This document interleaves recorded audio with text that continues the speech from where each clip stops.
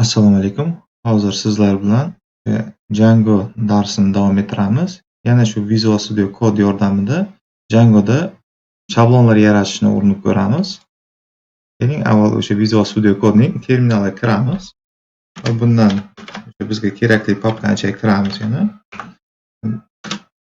Buni ichida bitta papka yaratib olamiz. Misol tariqasida Django chiziqcha shablon degan nom beraylik loyihamizga.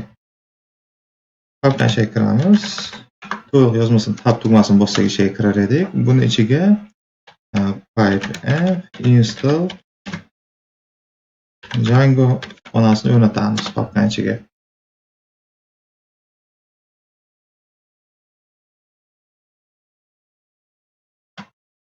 Xona o'rnatib bo'lindi. Endi virtual muhitda ishga tushiramiz. Ya'ni pipe env shell komandasi yordamida virtual muhitda ishga tushiramiz. Buni ichida Django loyihasini yaratamiz. Admin start project. Loyiha nomini sizlarga tavsiya qilaman. Doim config deb nomlashga, joy qoldirib, nuqta qo'yib qo'yamiz. Ko'rib turganingizdek, buni ichida fayllar paydo bo'ldi. Endi bitta app qo'shib qo'yamiz buni ichiga. Ya'ni Python manage.py joy tashlaymizda start app va appning nomini misol tariqasida news deb nomlab qo'yishimiz mumkin.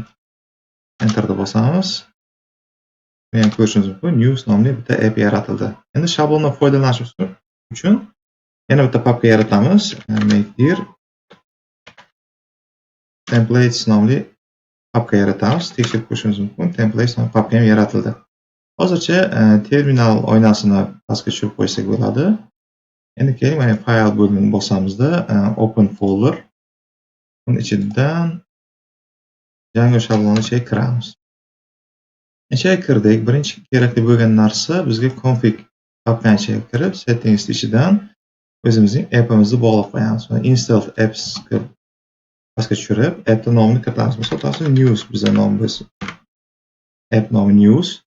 O'zida qilib kiritamiz. Keyin pastroqqa tushamiz. Endi bizda shablon yaratmoqchimiz. Hozircha shablonlar yo'q, lekin o'sha shablonga yo'lni ko'rsatib qo'yishimiz mumkin. Templates degan bo'limni topamiz. Dirs ichiga quyidagi komandani kiritishimiz kerak. Base dir join pass house ichida qo'shma ichida templates, ya'ni mana bu papka nomi o'zida yozilishi kerak. Uni saqlab qo'yaman. Keyin qismi URLs qismiga o'tamizda. Mana passdan keyin qo'yib include bo'limini kiritamiz va bu yoqqa o'tib tushib, masalan pass buni ichiga virgul include house ichida app nomi news.urls nomli faylga yo'llanmani kiritamiz.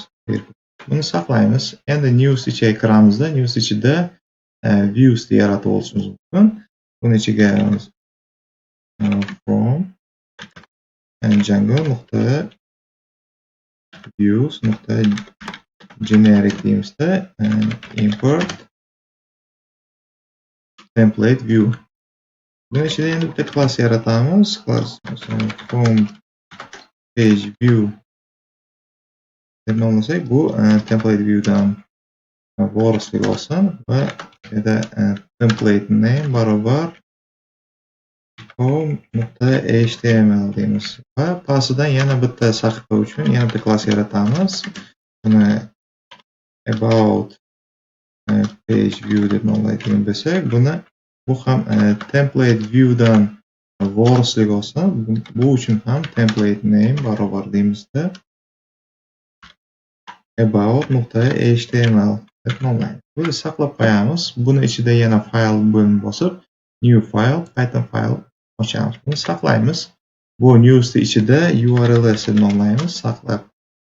Buni ichiga from django.urls import pass deymiz. Pastga tushamiz. Yana from moduldan foydalanamiz. Ya'ni views ichidagi ikkita klasslar chaqirib olamiz. Ya'ni home page view, vergu about page view'lar chaqiramiz.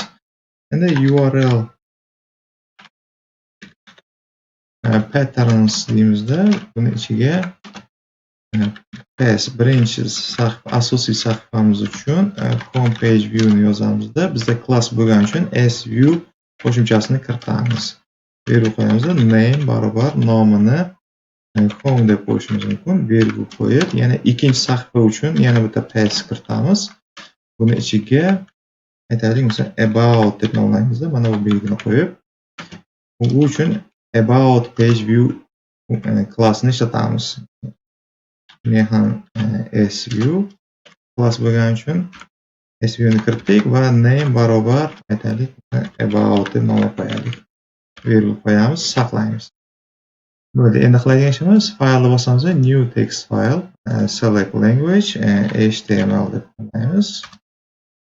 Buni ichiga undov belgisini qo'yib enterni bossak, bu aytaylik base page deb nomlaymiz buni.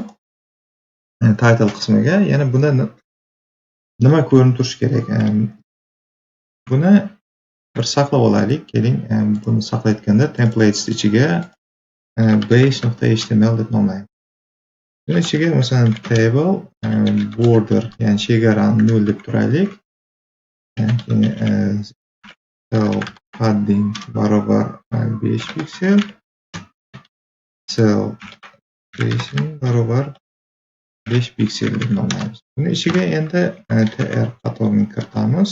Tr deb yozib qo'ysak, tr ichida birinchi katagiga masalan bosh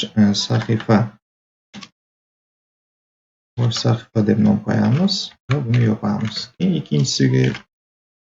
ikkinchi katagiga esa bu saytimiz haqida ma'lumot deb yozamiz. Bu katagni ham yopib qo'yamiz va oxirida table albatta yopilgan bo'lishi kerak. Va bu katakchaga kirganda bu bizda link bo'lib turishi kerak. Masalan, href deymizda, barobar ochib bo'sh tursin va mana bu a tagini yopib turamiz. Bunda ham xuddi shunday href barobar bo'sh qoldiramiz va yana a tagini yopib qo'yamiz. Endi buni ichiga nima deb yozamiz? Ya'ni Django komandasini kiritamiz. Buni ichiga post belgisi ichida URL va HTML fayl nomi home. Bunda ham xuddi shunday URL HTML fayl nomi masalan about html bo'ladi. Va mana tabledan keyin biz yozib qo'yishimiz kerakki, yana bir ikkita command blog content va xuddi shuni o'ziday end blog content. Buni saqlab qo'yaman. Yana bizga HTML fayl kerak. Select language html.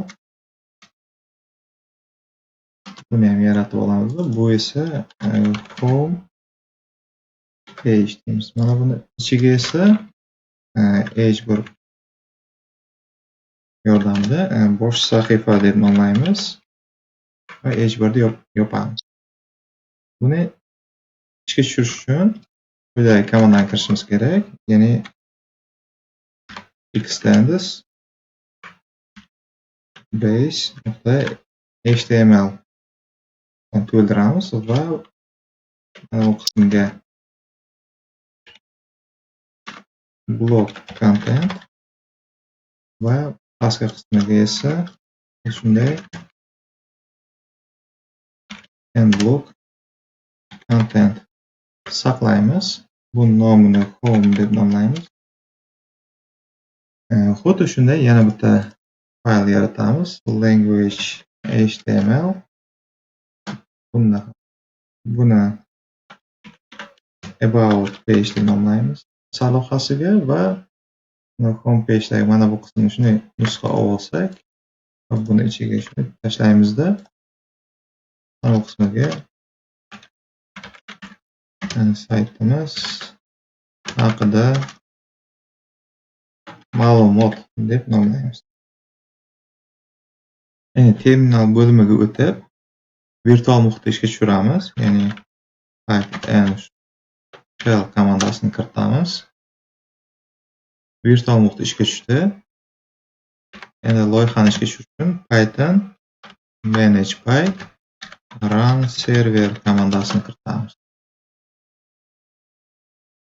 Xatolik bermadi. Nusxa olib brauzerga o'tamiz.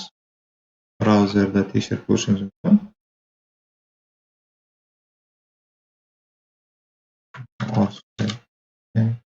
Bosh sahifa. Mana bu yerda link turibdi. Ustiga bossak, o'zgaryapti. Sahifadan sahifaga o'tyapti. E'tiboringiz uchun rahmat.